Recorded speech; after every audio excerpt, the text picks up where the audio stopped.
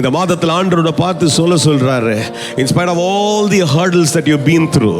சகரியா 8வது அதிகாரத்தில் 15வது வசனத்தில் வாசிக்க, இந்நாட்களிலே உனக்கு நன்மை செய்வேன் என்று கர்த்தர் சொல்றார். இந்நாட்களில் உனக்கு நன்மை செய்யும்படிக்கு நான் நினைச்சிருக்கிறேன், அதனால பயப்படாத என்றார். அப்போ சொல்றாரு 10ஆம் வசனத்தை வாசிக்கிறோம், இந்த நாட்களுக்கு முன்னே உனக்கு சமாதானம் இல்லை, இந்த நாட்களுக்கு முன்னே உனக்கு பலன் இல்லை, இந்த நாட்களுக்கு முன்னே நிறைய விரோதங்கள் இருக்கிறது, ஆனால் இந்த நாட்களில் உனக்கு நன்மை செய்வேன், நீ பயப்படாதே. உன் விதைப்பு சமாதானம் உள்ளதா இருக்கும்.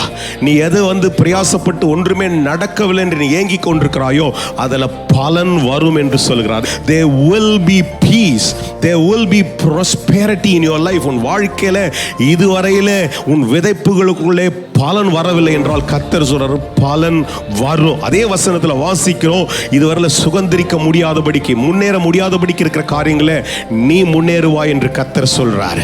ப்ரொமோஷனே பார்க்கல, வறண்டு போயிடுச்சு. There is no promotion at all. God says there will be promotion in your life.